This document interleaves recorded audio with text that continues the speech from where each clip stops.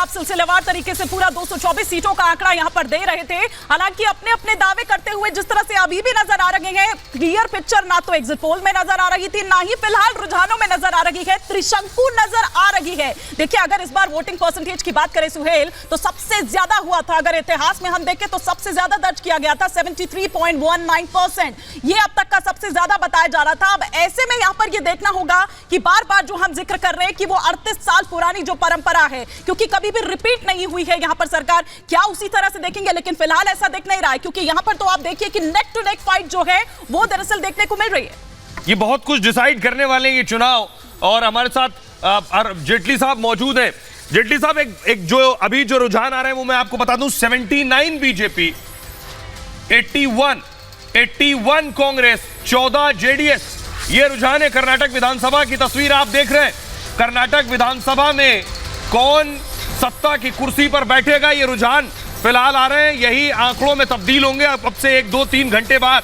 78 पर बीजेपी आगे चल रही है, 80 पर कांग्रेस, 14 जेडीएस और एक अन्य इंडिपेंडेंट। उतने ज्यादा रुझानों में आगे नहीं चल रहे हैं, क्योंकि अगर प्लान बी में कुछ इंडिपेंडेंट से बात करना होता कांग्रेस या बीजेपी के लिए, लेकिन जेडीएस जिस तरह से 14 पे आगे चल रही, 15, जी हाँ, ग्राफिक्स से ज्यादा तेजी से आगे चल रहे हैं रुझान 15 पर। ग्राफिक्स हम दिखा रहे हैं सुहेल, और ये पैराशूट किस तरफ अभी गिरेगा विधायकों के तौर पर अगर हम देखें तो यहाँ पर ये देखने वाली बात होगी, क्योंकि नेक टू नेक फाइट चल रही है।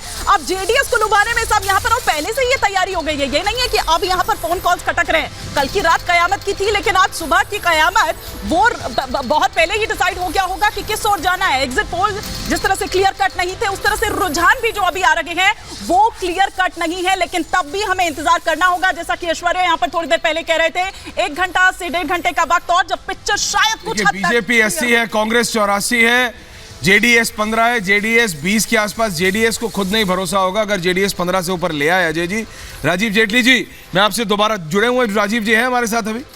राजीव जी जुड़े हैं गरिमा? मैं बताऊं। हाँ अजय जी।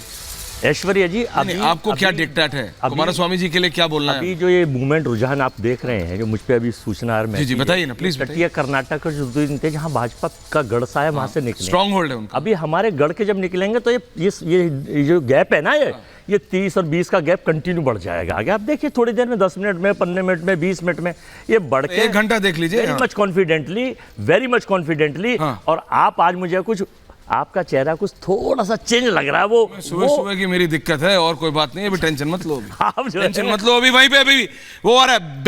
बेलगावी से मेरे पास 12 सीटें आ रही। चिकोडी सीट से कांग्रेस के गणेश हुक्कारी आगे हैं। अथानी सीट से बीजेपी के महेश कुमताहल्ली आगे हैं। कागवाड़ सीट से बीजेपी के श्रीमंत बाला साहब आगे हैं। हुक्केरी सीट से बीजेपी के निखिल कट्टी आगे हैं।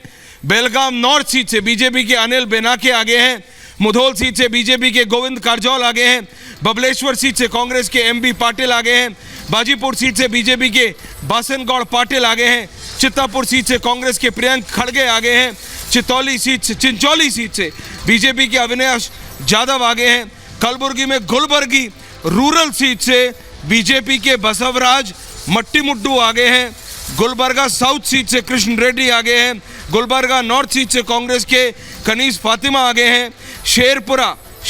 शोरापुरा सीट से बीजेपी के राजू गौड़ा आगे हैं। साउथ बिदर सीट से जेडीएस के बंदेप्पा कशमपुर आगे हैं। बिदर के औराद सीट से बीजेपी के प्रभु चौहान आगे हैं। रायचूर की मानवी सीट से जेडीएस के राजा नायक आगे हैं। और रायचूर के देव दुर्गा सीट से कांग्रेस की श्रीदेवी नायक आगे हैं। और अगर मैंने कोई नाम गलत लिया हो तो मैं माफी चाहता हूं प्रोनाउंसिएशन के लिए, लेकिन ये वो लेटेस्ट है जो हमारे पास आ रहा है।